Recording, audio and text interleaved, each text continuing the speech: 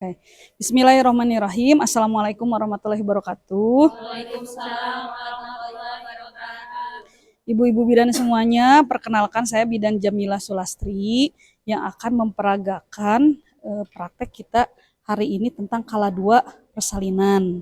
Kita bahas dulu mengenai pengertiannya. Kala 2 persalinan yaitu yang dimulai dari dilatasi serviks yang sudah membuka atau pembukaan sudah 10, forsio tidak teraba dengan itu syarat yang pertama. Yang kedua adalah kepala bayi dari pembukaan lengkap sampai keluarnya seluruh badan bayi. Itu adalah definisi atau batasan dari kala 2 persalinan. Tanda-tanda kala 2 persalinan itu ada dua, ada tanda pasti, ada tanda yang mendukung ya atau tanda subjektif. Tanda subjektif itu adalah doran teknus perjol pulka, yaitu ada dorongan untuk meneran, tekanan pada anus, perineum menonjol, dan vulva membuka. Itu adalah tanda subjektif ya. Sedangkan tanda pasti kala 2 adalah pembukaan sudah lengkap dan kepala bayi ada di introitus vagina. Introitus vagina adalah jadi kepala bayinya sudah terlihat di sudah terlihat di vulva ya, dia sudah keluar. Nah, itu adalah definisi atau tanda-tanda dari kala 2 persalinan. Paham? Oke, mari kita lanjutkan. Jadi setelah kita mulai ya, setelah kita mengetahui bahwa ada doran teknus perjol pulka, maka kita memastikan apakah ibu atau pasien sudah memasuki kala 2 atau belum ya. Doran teknus perjol pulka adalah tadi apa aja? Ibu ingin meneran, lalu apa? Anus membuka, perineum menonjol, lalu yang terakhir vagina membuka, doran teknus perjol pulka. Setelah itu, setelah kita mengetahui bahwa ibunya ada keluhan seperti itu, ya ini kala 2 ya, bukan kala 1 ya. Lalu setelah itu adalah kita persiapkan alat-alatnya dulu. Apa aja yang kita persiapkan? Kita buka semua instrumennya, semua alat kesehatan yang alkes alat instrumen-instrumen yang tertutup kita buka semuanya. Kita buka semuanya.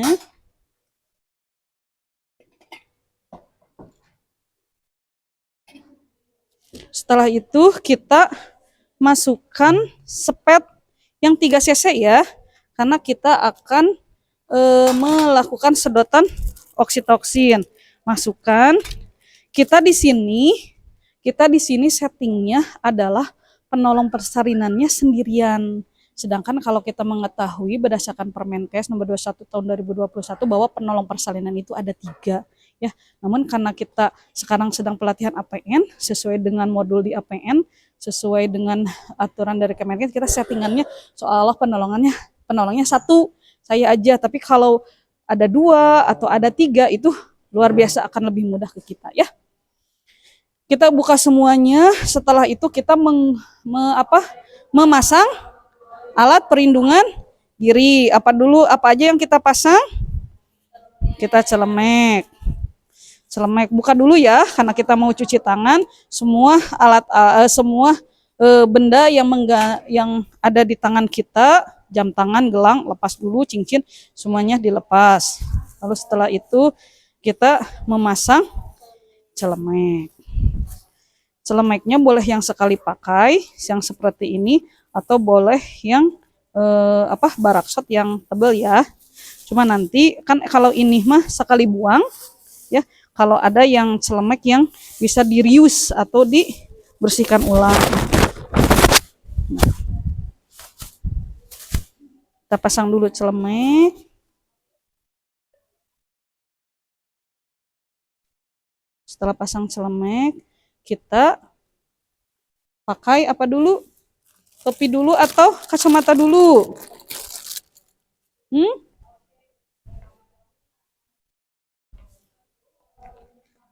Topi dulu atau kacamata dulu? Kemarin topi dulu apa kacamata dulu? Topi dulu. pasang topi dulu. Ini namanya head cap. Apakah yang berkerudung tetap pakai ini? Kemarin apa? Tetap pakai ya. Kenapa cina alasannya?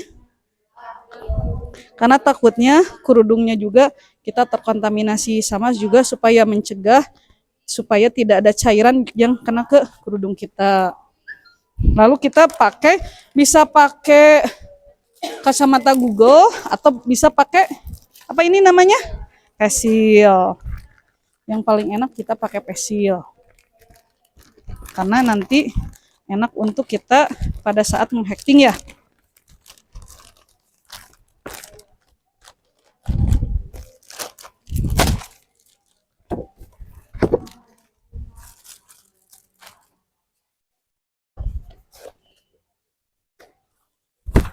Oke, tadi oksinya udah dipatahin belum? Belum, patahin dulu ya. Oh, apa ini harus dibuka? Dibuka enggak? Dibuka, nak. Baru ininya. Oke. Buang ke tempat sampah apa ini? Sampah? Tempat sampah apa? Non infeksius. Ya. Tuh. Setelah itu kita tadi pecahin dulu oksitoksin ya. Pecahin oksitoksin. Ingat anak-anak, memecahkan oksitoksin itu kita tidak boleh membungkus. Jadi harus seperti ini. Keluarkan dulu obat yang ada di atas sampai ke bawah, baru kita potong. Ya, seperti ini. Nggak ada lagi bungkusan kasa, bungkusan sepetnya, harus seperti ini. Jangan takut. Justru kalau kita pakai bungkusan kasa itu justru akan melukai tangan kita. Tinggal dipatahin ya. Setelah patahin kita simpan. Lalu setelah itu apa yang kita lakukan? Setelah kita pakai APD kita melakukan cuci tangan. Ini pakai sepatu bot ya harusnya ya. Tapi karena sepatu botnya kecil, sayanya besar, jadi nggak masuk. Mohon maaf. Oke, setelah itu kita melakukan cuci tangan di dalam air yang mengalir ya. Hand wash. Selama berapa detik kita cuci tangannya? 40 sampai 60 detik. Bagus. Kita cuci tangan selama 40 sampai 60 detik, 6 langkah ya. Buka kerannya, basahin tangan kita. Setelah basahin tangan kita, ambil hand scrubnya. Pakai hand scrubnya, pakai ini ya. Ambil hand washnya kita ambil, lalu kita cuci tangan 6 langkah. 1, 2, 3, 4, 5, 6. Setelah itu kita bilas di air mengalir, lalu kita lap dengan tisu towel. Bukan tisu biasa ya, tisu towel. Nah, ini tisunya tebal. Tuh, tebal. Usahakan sekali cuci tangan kita menggunakan tisunya juga hanya cukup 1. Tidak boleh banyak-banyak ya. Nah, udah gitu, ini buang ke tempat sampah apa? Infeksius. Nah, tempat sampahnya lucu. Mohon maaf. Ya, ini tempat sampahnya udah dibungkus dengan plastik ya. Yang infeksius pakai kresek kuning, yang non infeksius kresek hitam. Setelah kita menggunakan APD semuanya, kita memakai sarung tangan. Sarung tangannya yang steril atau tidak steril? Kalau mau periksa dalam, yang steril. Betul sekali.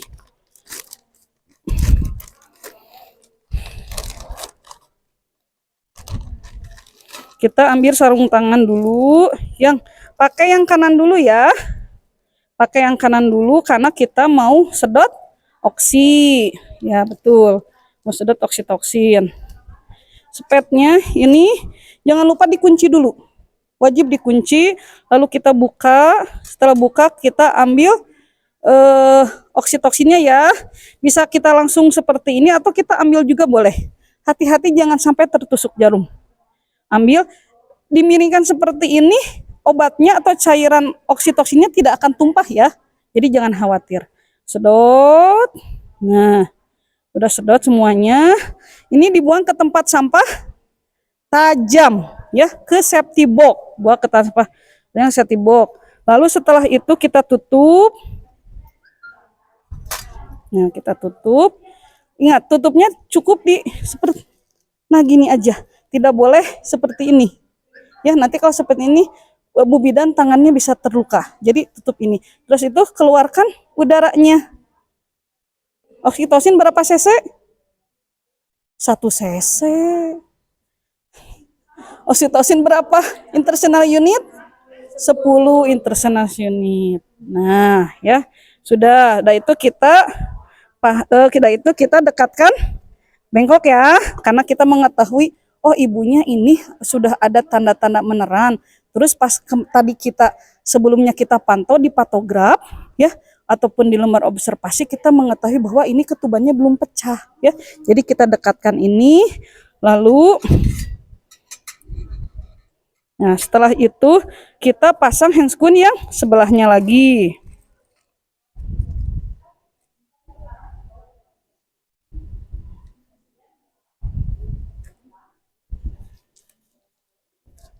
Jadi ibu-ibu bidan semua, nolong persalinan itu tenang ya, jangan terburu-buru.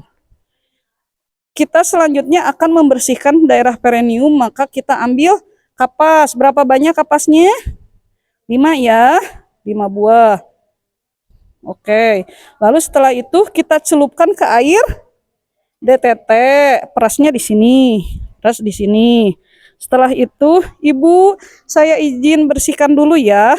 Buka labia mayora minoranya, karena ini salah satu asuhan sayang Ibu.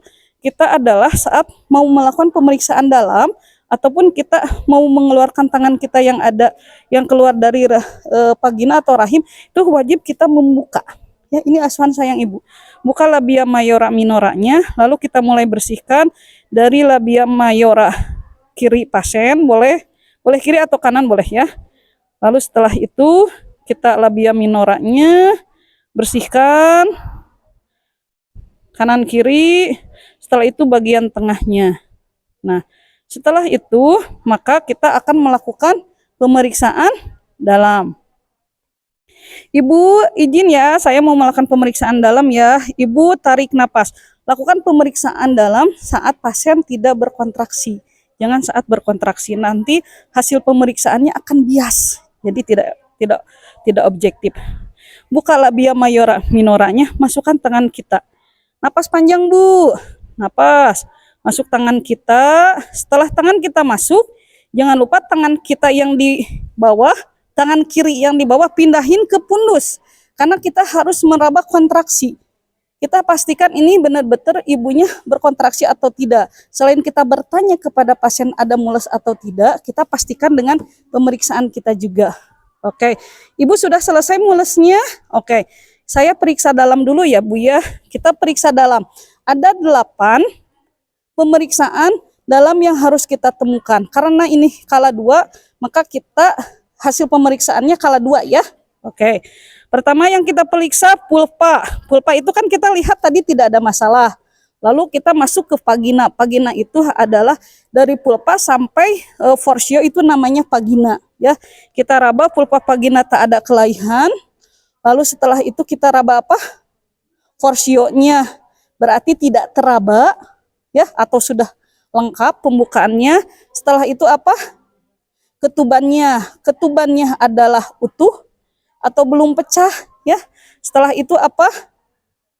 Presentasinya kepala. Setelah kita cek presentasi kepala, kita cek lagi apakah ada molase dulu, apakah ada molase atau tidak. Nah, molasenya 0, sutra strategisnya terpisah, lalu cek ubun-ubun kecil.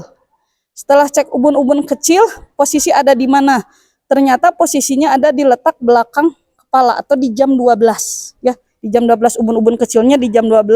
Setelah itu presentasi penurunan yang paling bawah itu apa? Penurunan itu ada Hodge, ada station ya. Nah, ada Hodge, ada station. Kalau Hodge ini mau bersalin, maka kita bisa menyatakan Hodge 4 ya, karena ini kok udah mau lahiran ya. Atau stationnya bisa di plus 3 atau di plus 4 ya. Oke, setelah itu kita mengetahui bahwa ketubannya masih utuh, pembukaannya sudah lengkap, maka apa yang kita lakukan? amniotomi ya. Tujuan amniotomi untuk apa?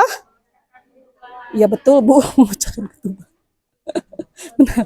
Tujuan amniotomi untuk apa? Mempercepat proses persalinan. Ingat, bidan hanya memecahkan ketuban saat pembukaan lengkap. Ya, saat pembukaan 10. Selain itu jangan, apalagi bidan yang TPMB. Kalau bidan rumah sakit nanti beda ceritanya itu mah ya. Setelah itu kita akan melakukan amniotomi, ambil apa ini namanya? Pemecah ketuban. Pemecah ketuban. Kalau setengah kohor itu, kohor yang utuh dibagi dua, baru itu setengah kohor. Kalau ini pemecah ketuban. Ya, oke. Kita masih diajarinnya itu ya, setengah kohor ya. Kita masukkan dengan yang tajamnya menjauhi dari ibu, pelan-pelan masukin, ya, pelan-pelan surusur semuanya. Mau tangan ibu di dalam atau di luar? Ini ibu mau mecahin ketuban, ibu-ibu bidan, tangan saya mau kelihatan di dalam atau di luar? Di luar, oke. Request. Oke, kita pindah ke pantung sini ya. Maaf ya, biar bisa.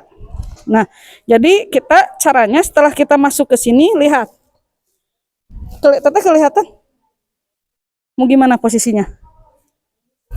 Saya kurang ke sini, di sini. Di sini. Oke, tapi harus ada yang pegangin. Pegangin saya. Pegangin ini.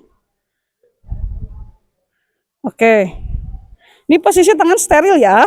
Nah, jadi setelah tangan kita masuk ke dalam, kita mengetahui bahwa terpenuhinya indikasi untuk pemecahan ketuban atau amniotomi, yaitu pembukaan lengkap, ketuban utuh, dan presentasi kepala sudah di bawah.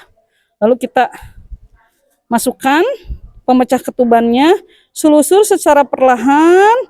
Setelah selusur secara perlahan, nyampe di ujung jari tangan kita, nih, langsung dibalikin tangan ininya, pemecah ketubannya, balikin. Setelah itu tahan dulu, jangan dulu dipecahin. Tangan kita yang di sini pindahin ke pundus. Karena kita memecahkan ketuban itu saat tidak ada mules atau di antara mules. Bahayanya kita memecahkan ketuban saat ada mules adalah, satu, air ketuban bisa keluar terlalu, apa istilahnya teh? Ya, muncrat. Muncrat. Yang kedua, ditakutkan nanti ada bagian yang ikut turun. Gitu ya. Jadi usahakan kita pecahkan ketuban itu di antara mules atau saat mulesnya hilang. Nanti saat turun ya. Setelah itu kita pecahkan sedikit aja. Hati-hati ya. Hati-hati, apalagi yang selaput ketubannya itu dia cukup nempel dengan kepala bayi. Jadi kita pelan-pelan. Cukup berapa kali sampai merasa bahwa seselaputnya itu robek. Kita seret, kalau cukup sekali. Setelah itu, setelah kita yakin bahwa selaputnya terbuka atau robek, lalu tangan kita yang di atas ke bawah lagi, ambil. Ya. Ambil, setelah ambil taruh di bengkok, lalu tangan kita yang di situ balik lagi ke pundus, lebarkan selaput ketubannya. Jadi lebarkan selaput ketubannya sambil kita menahan kepala bayi biar turunnya dia tidak terlalu cepat supaya tidak ada bagian yang ikut turun. Jadi kita perlahan. Setelah itu setelah kita melebarkan, kita raba lagi apakah ada bagian yang ikut turun atau tidak. Takutnya tangan ada yang ikut turun atau tali pusat yang ikut turun. Kita selusur. Oh, oke. Aman. Tidak ada bagian yang ikut turun. Setelah itu, simpen teh, ini jadi sebelah sana. Nah, ini di sini ya. Oke, setelah itu saya mau mengeluarkan tangan, ya. Setelah mengeluarkan tangan, buka tetap. Labia mayora, labia minora harus kita buka, baru kita keluarkan tangan, ya. Setelah itu kita keluarkan tangan, simpan setelah keluarkan tangan, kita lihat air ketubannya. Ada 4 pemeriksaan air ketuban. Lihat warnanya. Warnanya apa nih? Jernih. Lalu cium baunya. Baunya apa? Oh, ini bau khas, bau anyir, bukan bau ketuban yang kena infeksi, bukan. Lalu konsistensinya. Nah, eta. Lalu kita lihat apakah cair, apakah kental. Ya, oh ini cair. Lalu setelah itu apa? Jumlahnya. Kita lihat jumlahnya berapa banyak nih jumlahnya. Ya, itu mah sesuai yang kita temukan ya, apakah 150, 200 cc. Kita sesuai yang kita temukan yang ada di bengkok kita ya. Setelah itu kita simpan bengkoknya kita sisihkan dulu ya, Nak ya. Kita sisihkan, setelah itu kita lepaskan sarung tangan kita langsung ke tempat sampah infeksius. Jadi tidak ada lagi di baskom diobok-obok pakai klorin, tidak ada ya. Mohon maaf, ada langkah APN yang seperti itu, tapi ini ilmu PPI-nya seperti itu. Ya, jadi tidak ada lagi handskun kita diobok-obok di baskom ya. Terus kita balikin saat terbalik nggak ada, langsung buang ke tempat sampah infeksius. Toh dari baskom juga tetap dibuang ke tempat sampah infeksius. Tidak kita sterilkan kan? Tidak ada lagi handskun steril. Handskun semuanya sekali pakai ya. Kita buka tetap secara terbalik ya. Ingat ya, karena ini ada cairan tubuh pasien. Lalu buang ke tempat sampah infeksius, buang. Setelah itu apa yang kita lakukan? Cuci tangan lagi di wastafel ya. 6 langkah lagi. Lap lagi pakai tisu memori ya.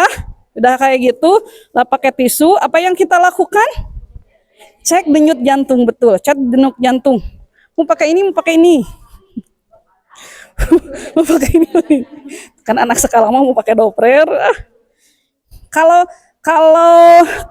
sendirian enaknya pakai ini. Kalau sendirian, kalau pakai Doppler mah harus berdua. Oke lah, kita pakai Doppler yang awal, nanti yang itu pakai mono. Buka jelinya, lihat cara ngecek denyut jantung ya. Cek denyut jantung langsung di satu titik tekan, udah titik tekan, puter. Kalau kita belum ketemu, puter, puter ke kanan, ke kiri, sampai kita merasakan denyut jantung bayinya, dug seperti kuda yang berlari ya. Kalau kita tidak menemukan di sini, angkat, tempel lagi di tempat yang lain. Jadi jangan digeser seperti ini ya. Itu kesalahan Bu Bidan. Kenapa? Nanti akan merusak proof ininya, proof Doptennya. Karena yang paling banyak rusak itu daerah sininya, proofnya. Ini namanya proof Doppler ya. Kita cek, setelah itu oke. Lihat, walaupun di sini ada Doppler layar yang ada tulisannya, tetap kita harus dengarkan selama 1 menit. Dengarkan bunyinya, iramanya. Yang normal mah seperti kuda yang berlari ya. Yang tidak normal ya selain itu ya bunyinya. Ada jeda. Setelah itu kita cek, denyut jantungnya berapa normalnya? 120 sampai 160. Oke, kita ketahui ini 140. Bunyi iramanya adalah reguler. Langsung angkat. Ya. Jangan ada jeli digeser-geser seperti ini, udah nggak boleh. Karena nanti rusak proofnya. Angkat, setelah itu kalau ada tisu lap ininya, lap pasiennya. Pakai jelinya. Setelah itu apa yang kita lakukan? Setelah DJJ, beritahu hasil pemeriksaan kepada ibu dan bapak. Oke, ibu dan bapak. Bapak, ibu, alhamdulillahirobbil alamin. Pembukaannya sudah lengkap. Tadi saya sudah minta izin ke bapak ibu untuk memecahkan ketuban. Fungsinya supaya bayi tetap lahir. Nah, sekarang kita akan masuk ke proses melahirkan bayi, ibu dan bapak, bayi yang kita tunggu-tunggu selama ini. Nah, saya tawarkan kepada bapak kepada ibu posisi melahirkannya mau posisi apa? Tawarin ya, mau posisi apa? Posisi apa aja yang di APN untuk melahirkan? Posisi setengah duduk atau litotomi. Lalu yang kemarin ibu berikan di teori, di Zoom, posisi apa? Posisi merangkak, posisi jongkok, sama posisi berdiri. Jadi tawarkan posisi-posisi itu.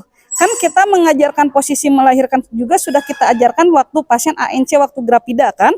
Sudah kita ajarkan. Tawarkan, ibu mau posisi apa? Ibu posisinya pingin setengah duduk. Setelah itu, setelah kita posisi mengajarkan, yang kedua adalah ajarkan teknik meneran. Teknik meneran menurut APN ya. Yang pertama adalah ibu pantatnya bokong ibu harus menyentuh tempat tidur ya, jangan sampai diangkat. Tujuannya supaya apa ibu? Supaya nanti tidak ada robekan dan ibu akan lebih nyaman. Yang kedua, kaki ibu nanti di tangan ibu dimasukkan ke kaki. Lekukan tangan, siku tangan masukkan ke apa ini? Lekukan kaki, masukkan. Setelah masukkan, ibu tarik ke belakang. Bukan tarik ke dada. Tarik ke belakang seluas mungkin. Karena targetnya adalah posisi ini untuk mendapatkan posisi macrobed. Macrobed itu 80% posisi persalinan dengan macrobed, distosia bahu pasti lahir, pasti lancar. Itu targetnya itu macrobed. Yang ketiga, posisinya dagu menyentuh dada, Bu. Dagu menyentuh dada ya, Bu. Yang keempat, anjurkan mata ibu harus terbuka lebar. Lalu tatapan mata ibu ke perut, ya. Ke perut tatapannya. Jadi tidak boleh mata ibu itu tertutup. Kenapa tertutup? Takutnya nanti matanya merah, ya. Tidak baik kalau nanti pas melahirkan mata merah itu. Setelah itu adalah teknik napasnya nih. Ibu nanti pada saat sudah puncak-puncak mules, puncak-puncak kontraksi, tutup mulut ibu, tarik napas panjang dari hidung, salurkan semua tenaga ibu itu ke arah anus, seperti ibu ingin BAB, ya, jelas ya, seperti itu. Nanti lamanya ibu meneran, mendorong itu adalah 10-15 detik. Nah, jika ibu sudah 10-15 detik, ibu ambil lagi napas panjang, meneran lagi. Jadi bisa itu namanya istilahnya disambung. Kan kita ketahui bahwa mules pasien itu berapa lama? Mules pasien yang tebal di patograf itu berapa lama? Lebih di 40 detik kan? Bahkan bisa sampai 1 menit full itu dia mules. Nah, karena dia 1 menit full mules, jadi dalam 1 mules itu ibunya bisa napas 3 kali, 2-3 kali. Paham? Nah, jadi nanti ke ibunya tadi ya, pantat taruh di bawah, bokong harus taruh di sini. Oke. Tangan merangkul ke kaki, tarik. Kita kejar macrobed. Setelah itu dagu menempel di dada. Lalu mata terbuka, tatapan ke perut. Setelah itu apa? Mulut ditutup, napas panjang dari hidung, kerahkan semua tenaga ke anus seperti ingin BAB. Tuh, sok cobain. Saya jadi pingin ini. Sebentar, itu kerasa saya. Tuh. Nggak ada suara ya? Nggak ada ya. Jadi nggak usah teriak-teriak ya. Nanti latihan tadi ini udah kita latihan ya. Tugas ibu udah. Lalu ada tugas yang berikutnya, tugas suaminya. Apa tugas suaminya? Nah, betul. Memberikan semangat. Nanti Bapak kalau mules ibu sudah berhenti, rileks, turun, Bapak berikan minum, berikan makan, ya. Terus kalau ibunya berkeringat sama Bapak dilap pakai tisu, ya. Terus kalau ibu nanti pas narik itu kan punggungnya pasti keangkat, boleh Bapak bantu dengan punggung ibunya dirangkul seperti itu ya, diangkat seperti itu. Kebayang? Oke, sip. Oke. Mengajarkan ke ibu menawarkan posisi meneran sudah, mengajarkan cara teknik mengedan sudah, ke bapaknya juga sudah. Apa langkah selanjutnya Bu Bidan? Menolong persalinan. Lalu setelah itu kita masuk ke menolong persalinan. Persiapkan dulu pakaiannya ya. Apa dulu yang kita siapkan? Kain. Ini paling bagus itu pakai handuk bayi, tetapi kita ketahui bahwa keluarga pasien itu suka bawa handuknya cuma 1 ya untuk dimandikan, jadi boleh kita pakai pernel. Usahakan pernelnya yang lebar, yang bersih dan hangat ya, yang bersih, jangan yang masih yang baru, harus dicuci dulu ya. pakaian ibunya kita longgarkan, naikkan ke atas, lalu kita ganti dengan kain yang bersih. Nah, setelah itu bawahnya mau pakai underpad, mau pakai kain. Kalau pakai kain kayak gini ya, kan apa yang mau pakai kain? Nanti kita ajarin yang pakai underpad. Nah, kalau pakai kain nanti Ibu Bidan dilipat segitiga ya. Ini namanya apa? Samping, sinjang, sarung, sama aja. Lipat segitiga ya. Nih, boleh di sisi manapun lipat segitiga seperti ini. Ya, nih.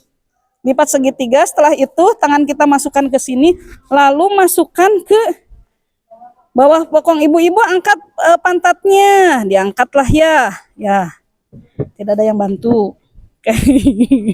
Nah, setelah itu, nah nanti kalau APN yang versi pakai ini seperti ini, nanti tinggal ininya fungsinya untuk menahan perineum ya.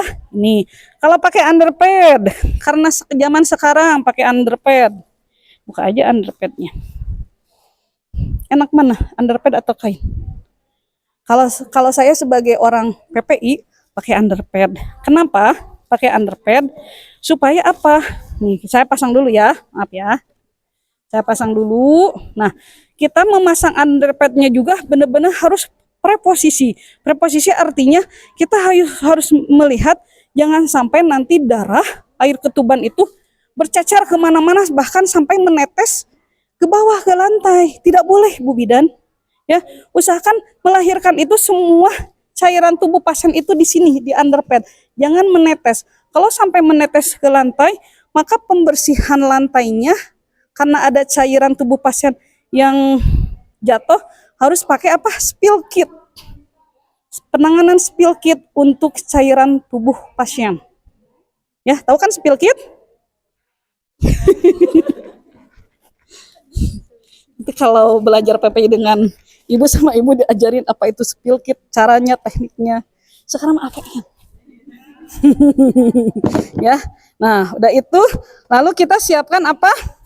Popok ya untuk steneng ya, karena kan ini mah nggak ada segitiganya. Nah, anggap aja ini popok ya. Ini popok lah ya, mohon maaf. Setelah itu apa? Kita Bu Bidannya pakai sarung tangan apa? Yang panjang ya, wajib yang panjang ya. Kenapa kita harus menggunakan handscoon objin yang panjang? Apa tujuannya anak-anakku? Melindungi kita dari cairan tubuh pasien, sama jika nanti takutnya ya, semoga mah tidak, setelah plasenta lahir ternyata kontraksinya jelek atau nia, itu langsung spontan kita bisa lakukan KBI. Itu KBI langsung kita tekan seret. Kalau kita pakai handscoon yang pendek, KBI darah nanti nyampe ke sini. Tapi kalau udah kita pakai handscoon yang panjang, insya Allah aman untuk kita. Jadi pakaian kita tidak terkena cairan tubuh pasien. Dan handscoon objinnya sesut. Ini karena dari tadi pakai yang baru. Bismillahirrahmanirrahim. Semoga tidak sesut. Jangan terus serius. Tenang, betul-betul sesut.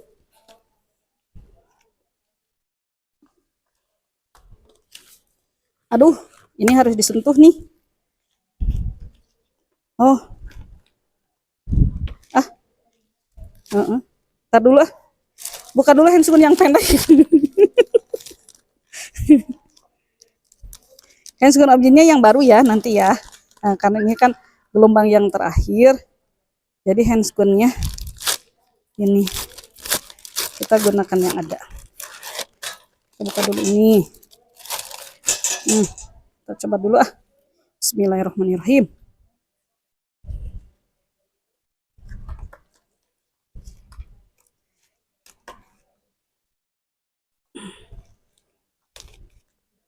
Ini bagian dalam ya, jadi ibu bebas ya pegangnya tuh. Di bagian luar mah tetap harus steril.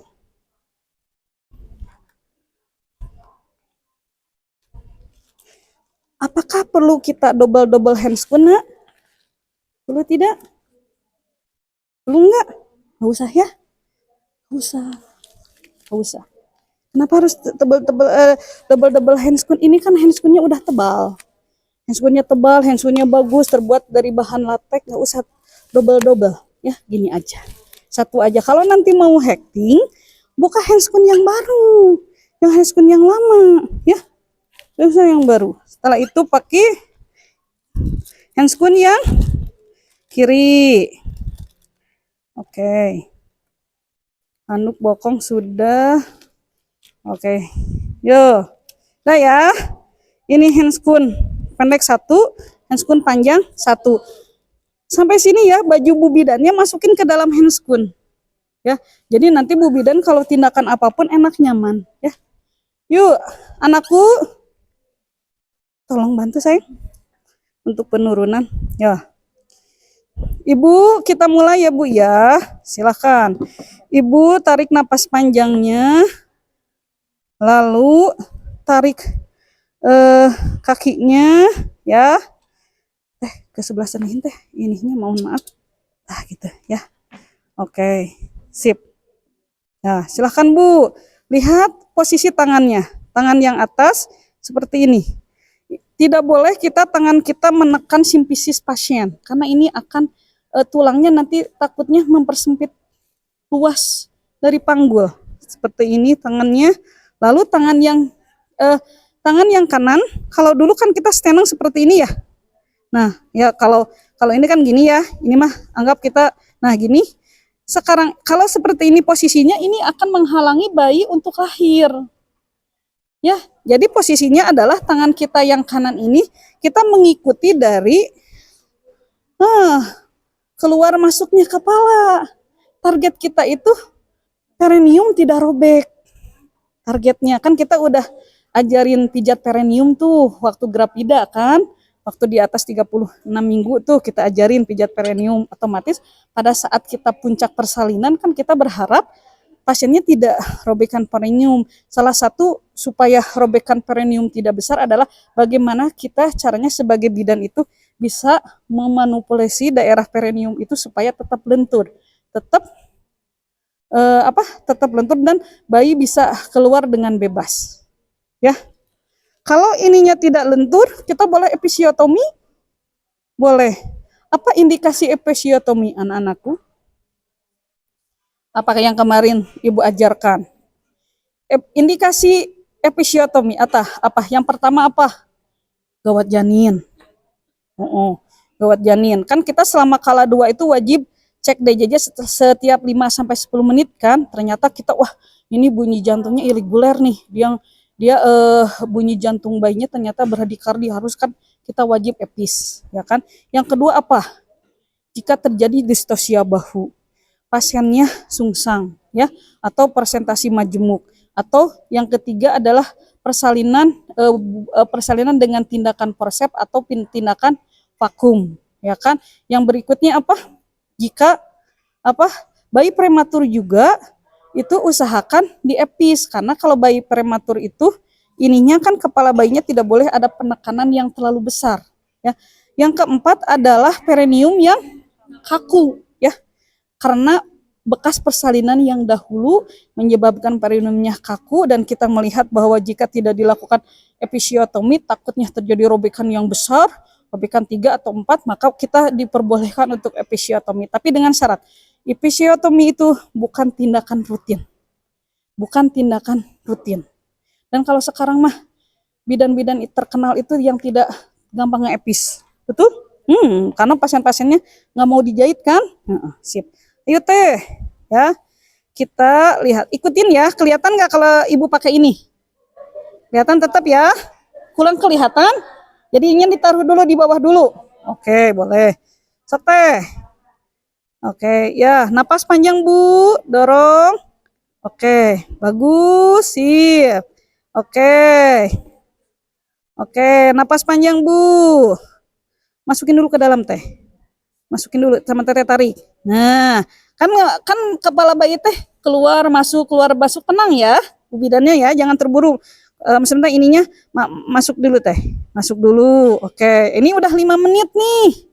Kita lakukan apa? Cek denyut jantung. kita pakai monooral contohnya karena penolong sendiri. Kalau ada teman mah minta teman kita pakai Doppler. Nah, pakai ini ya. Nih. Simpan posisi yang ini lalu kita dengarkan menghadapnya ke menghadapnya kepala kita membelakangi pasien. Mata izin dulu. Ibu izin ya, saya dengerin denyut jantungnya ya. Izin. Tangan yang ini nadi ibu dengerin selama 1 menit dan lihat ke jamnya. Oleh karena itu di ruang VK itu wajib ada jam, ya, jam dinding. Dengarkan 1 menit full. Bagus ya denyut jantungnya. Ayo Bu. Bu, bagus banget Bu, keren. Bu Binan Sain namina. Bu, hah? Bu Salma keren banget pokoknya mah. Ya Bu Salma yuk. Lihat ya. Oke, bagus. Terus lanjut Bu, napas panjangnya. Oke. Sip, ikutin ya perineumnya ya. Ikutin. Pelan-pelan aja. Terus, sete. Bahunya teh yang didorong, bukan badannya.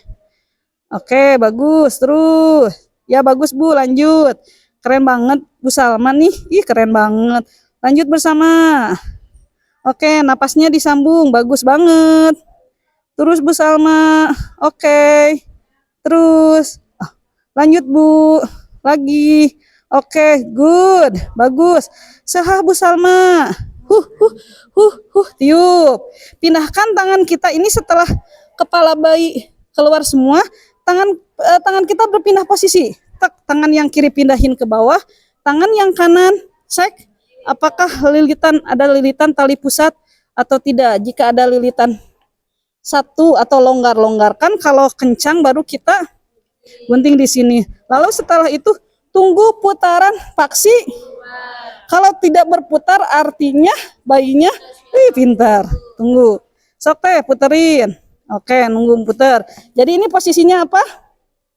Bu, lihat ke sini. Posisinya apa ini? Kalau bayinya muternya seperti ini. Ayo dong.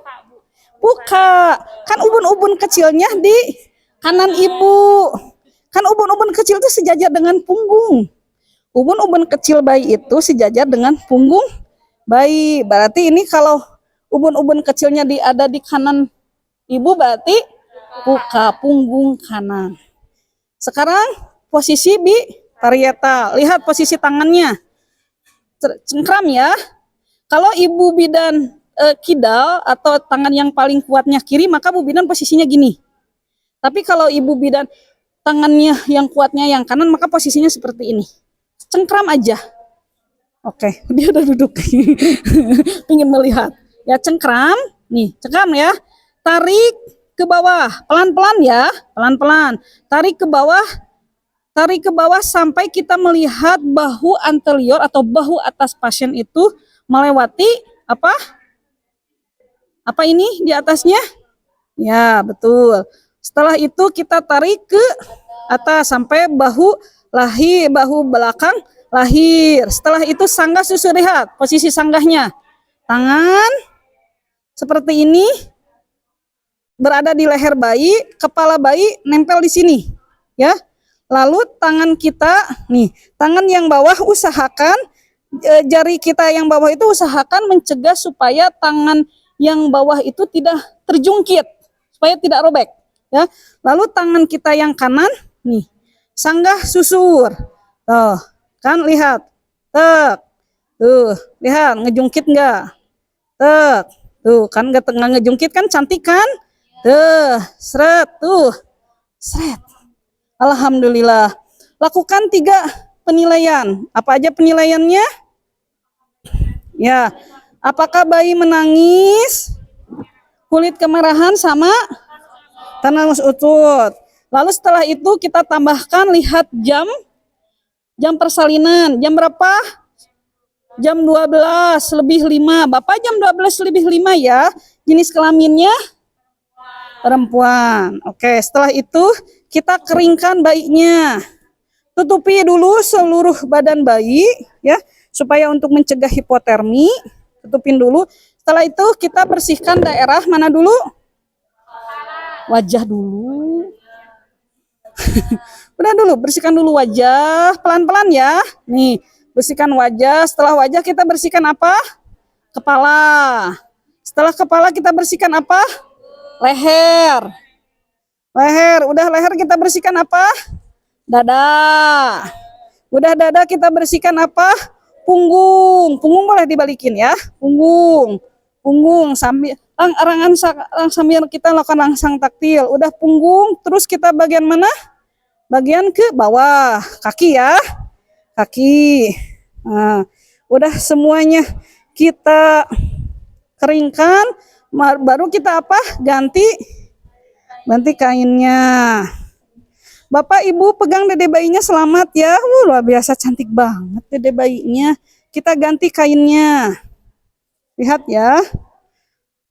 Pegang bayinya, angkat bayinya. Seret.